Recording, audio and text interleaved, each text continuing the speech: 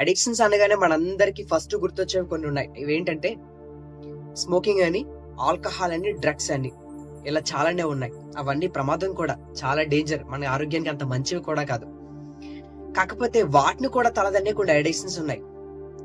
ఇవి కంటికి కనిపించవు, కానీ అవి చేసే హాని మాత్రం అంత ఇంత కాదు. అవి చెప్పే ముందు మీకు ఇంకొక విషయం చెప్పాలి, అప్పుడు ఇంకొంచెం క్లియర్ గా అర్థమవుద్ది.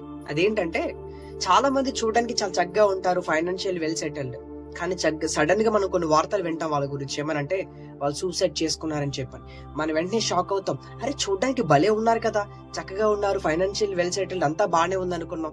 సడన్ గా వాళ్ళకేం రోగం వచ్చిందిరా, సూసైడ్ చేసుకున్నారు అని అనుకుంటాం. లేదండి, వాళ్ళు ఎంత పెయిన్ చూస్తున్నారు అందులో, వాళ్ళకి బయటికి కనిపించినటువంటి కొన్ని గాయాలు వాళ్ళ లోపల కొన్ని ఉంటాయి.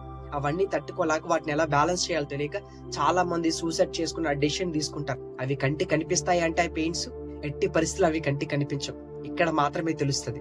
నేను మాట్లాడుతుంది ఈరోజు అలాంటి విషయం గురించే, రిలేషన్.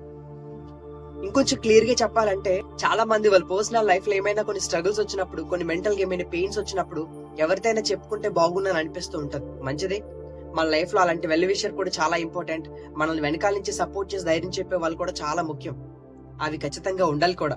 కాకపోతే నేను ఏమంటున్నానంటే ఆ వ్యక్తి లేకపోయినా సరే నువ్వు విశ్వాసంగా, ఆత్మవిశ్వాసంతో బ్రతకగలగాలి. ఆ వ్యక్తి లేకపోయినా కూడా ఆ టైంకి, అవసరమైన టైంలో ఆ వ్యక్తి నీకు అందుబాటులో లేకపోయినా నువ్వు ఆత్మవిశ్వాసంతో నువ్వు బ్రతకగలగాలి. జీవితాన్ని నువ్వు ముందుకు తీసుకెళ్ళాలి. ఖచ్చితంగా ఆ వ్యక్తి ఉంటేనే నేను ఇలా ఉంటానంటే మాత్రం చాలా ప్రమాదం. That is also one of the addiction అనమాట. అలాంటి అడిక్షన్ లో ఉన్నావేమో అంటే పలానా వ్యక్తితో మాట్లాడితేనే నాకు ఇప్పుడు రిలీఫ్ అనిపిస్తుంది, ఆ వ్యక్తితో ఎలాగైనా మాట్లాడాలని చెప్పి వారి మనసుని చాలా గలిబిలి చేసేసుకుంటారు. నేనేమంటున్నానంటే ఆ వ్యక్తితో మాట్లాడడం మంచిదే, ఆ వ్యక్తితో మాట్లాడితే ధైర్యం వస్తుందన్న విషయం కూడా వాస్తవమే. కానీ ఆ వ్యక్తి లేకపోయినా కూడా ధైర్యంగా బ్రతకాలి, తప్పదు. ఎందుకనంటే ఎవ్వరు మన జీవితాంతం ఏ ఒక్కరు తోడుగా ఉండరు. మనకు మనమే ధైర్యం తెచ్చుకోవాలి. ఆ మోటివేషన్ అనేది ఎక్కడో బయట నుంచి కాదు, ఇక్కడి నుంచి, మన లోపల నుంచి రావాలి. ఆ సెల్ఫ్ అవేర్నెస్ అనేది లోపల నుంచి స్టార్ట్ అవ్వాలి. ఆ సెల్ఫ్ మోటివేషన్ అనేది మనకి ఎప్పుడూ ఉండాలి.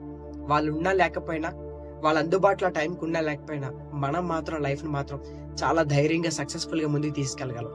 కొంతమంది ఎడిక్ట్ అయిపోతూ ఉంటారు. మన వ్యక్తితో మాట్లాడితేనే, ఆ వ్యక్తి సపోర్ట్ ఉంటేనే నేను ఇప్పుడు బయటికి రాగలను, లేకుంటే నా పరిస్థితి ఇంతే అనేటువంటి మెంటాలిటీలో ఉంటారు.